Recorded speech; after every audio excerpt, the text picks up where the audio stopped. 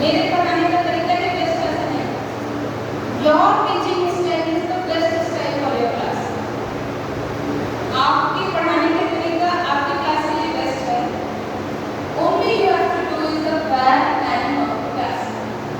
40 minute का समय ईमानदारी से हम नहीं लगा सकते, ये सच्चाई है। क्यों? क्योंकि मेरा जो फर्स्ट पीरियड है, मैं क्लास टीचर हूँ। क्लास टीचर के पास हजारों समस्या अटेंडेंस के सब कुछ उसको समय जाता है, सुनने का नाश्ता समय मिलता है, वो भी कम पड़ता है, तैयारी भी होती है। तो 40 मिनट पढ़ाओ ये संभव नहीं। अगर सेकंड थर्ड फोर्थ पीरियड है, लंच के बाद वाला पीरियड, तब तो और समस्या है। बच्चे भोजन के बाद शांति से बैठ के बात सुन ले, जरूरी नहीं है, समझ आता है क्लास में। तो आपसे एजुकेशन सिस्टम में नहीं होता कि आप 40 मिनट पढ़ाइए। Divide your 40 minutes. एक एक्टिविटी के लिए you have to give only 20 minutes. एक दिन में you have to plan for only one activity, not every day. If you are language facilitator, you have to work on writing skill. So how can you do activities every day? Impossible. Activities कैसे plan करेंगे? आप 1 week का plan कीजिए, 15 days का plan कीजिए और daily का भी प्लान कीजिए। जो लेसन प्लान बनाते हैं, डेली लेसन प्लान होता है, लेकिन एक सप्ताह का 1 वीक का प्रायर प्लानिंग और 15 दिन का प्रायर प्लान। और हम जो प्लान करके आएंगे क्लास में, वी आर नॉट मशीन्स। हम मशीन नहीं है, जो प्लानिंग किया, जो फीड किया, वही बाहर निकलेगा। अकॉर्डिंग टू द सिचुएशन हमारी पढ़ाने की स्टाइल चेंज हो जाती है। हमने जो एक्टिविटी की प्लान करके रखी है, हो सकता है वो ना चले, आईसीटी यूज करके हो सकता है वो नहीं चल पाया। Keep one backup plan with it. जो लेसन प्लान आपने बनाया, उसके साथ एक बैकअप प्लान जरूर रखिए। प्लान नहीं ये फेल होगा तो उसको इम्प्लीमेंट करो। How many of you know driving? किसको किसको ड्राइविंग आती है? Please raise your hands. Bike कौन कौन चला लेता है? ड्राइविंग एंड राइडिंग दोनों में हम बताइए। स्कूटी, बाइक, बहुत सुंदर। क्या है इसका? ड्राइविंग रूल्स में सारी बातें नहीं सिखाई जाती है। बहुत बार ऐसा होता है, सामने वाले का इंडिकेटर राइट है लेकिन वो लेफ्ट टर्न कर जाता है। अब चल रहे हैं, 1 वे है रास्ता, उल्टी दिशा से गाड़ी आ जाती है।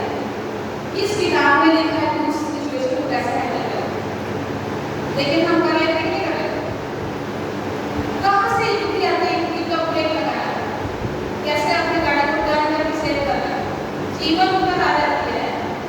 इसीलिए हम क्या करते हैं, हमारा सबकॉन्शियस माइंड हमेशा एक्टिव होता है और हमें during driving. So everything will be written somewhere, it is not necessary. कुछ कॉमन सेंस होता है, कुछ हमारे सबकॉन्शियस माइंड में फील होता है। हमारी बॉडी जो है ना, ईश्वर ने बहुत प्यार से बनाई है। We are the best creature of God. बस प्रॉब्लम क्या है कि हम खुद को अंडर एस्टिमेट करते हैं। मैं इतनी बातें कर रही हूँ क्योंकि मुझे लगा कि आपका एनर्जी लेवल डाउन है, because you all are underestimating yourself. घबराना नहीं है और खुद पर विश्वास करना है। खुद पर विश्वास होगा? यस और नो?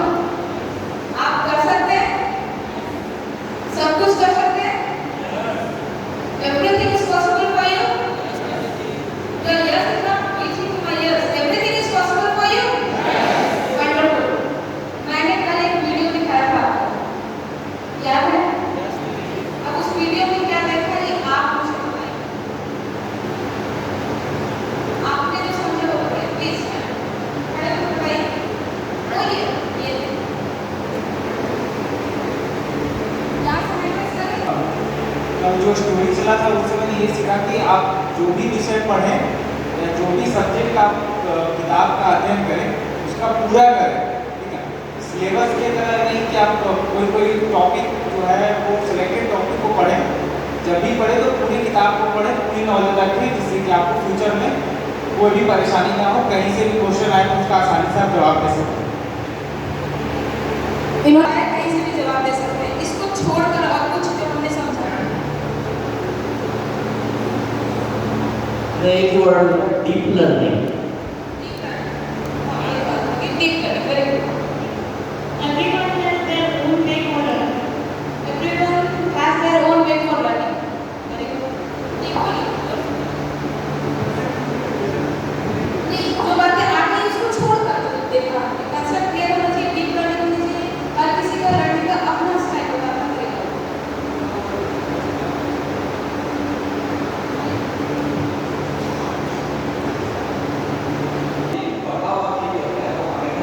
है। पढ़ाई कभी बेकार नहीं होती, पढ़ाई से हमेशा काम आती है। बहुत सुंदर, दीदी जी से सुन के उसके बाद आगे आपको।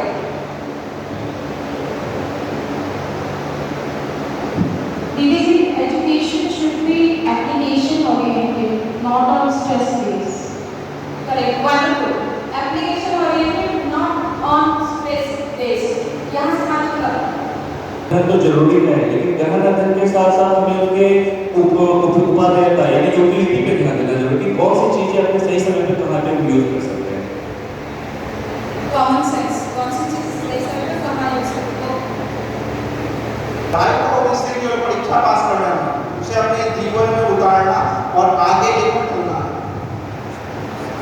सिर्फ परीक्षा पास करना नहीं है, उसे जीवन में उतारना और आगे लेके चलना। माइक पास करें।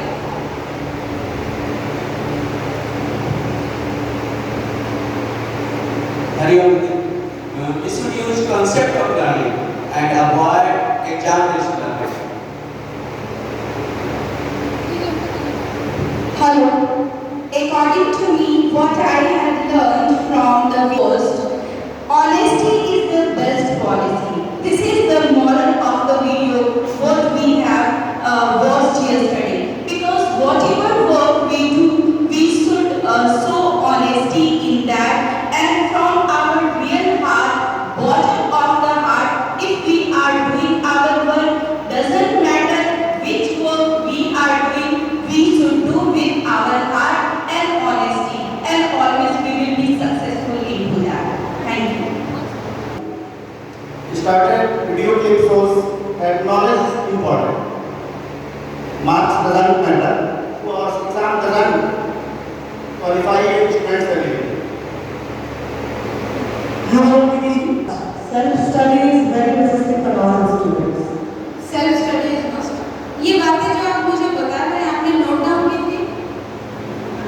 वीडियो देख करके अभी जो बातें बता रहे हैं, आपकी कॉपी में लिखा है? मैंने होमवर्क किया था नोट करने के लिए पॉइंट्स, क्योंकि बातें आप पॉइंट्स में नहीं बोल रहे। हरिओम दीदी, उस लड़की ने फॉलो स्टडी किया था, इसीलिए वो उसको बढ़िया पढ़ाई किया। ये लिखा हुआ है, उस लड़के ने सेलेक्टिव स्टडी किया था। आपने इसको लिखा है? मैंने सिर्फ फॉलो स्टडी और सेलेक्टिव स्टडी को पॉइंट किया। Wonderful, wonderful. आपने लिखा है तो यही पर आपकी ऑनेस्टी दिख गई ना। ऑनेस्टी का बेस्ट पॉलिसी बोला दीदी। और कुछ बातें तो उस वीडियो में जो ध्यान देने योग्य। जी बोलिए। जो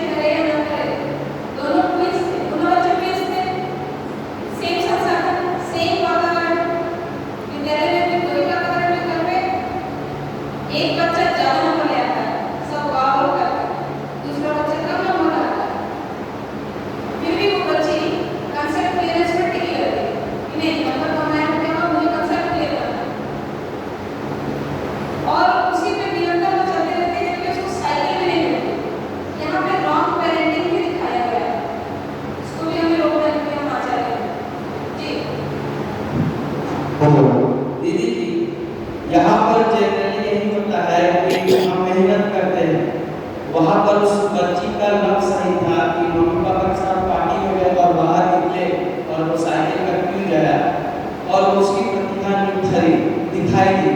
और ऐसा होता नहीं जो आप वीडियो में सब लोग दिख गया, ऐसा होता नहीं है। बहुत सारे बच्चे की जो प्रतिभा है छुपी की छुपी रह जाती है। जिस बच्चे की प्रतिभा छुपी रह जाती है उस प्रतिभा को उजागर करने के लिए हम हैं। ये वीडियो इसलिए दिखाया गया कि भारत सरकार के द्वारा जारी किया गया है। रॉन्ग पेरेंटिंग की बात मैंने की यहाँ, रॉन्ग पेरेंटिंग हो रही थी, पार्शियलिटी हो रही थी, इस चीज को भी हम लोगों को रोकना है।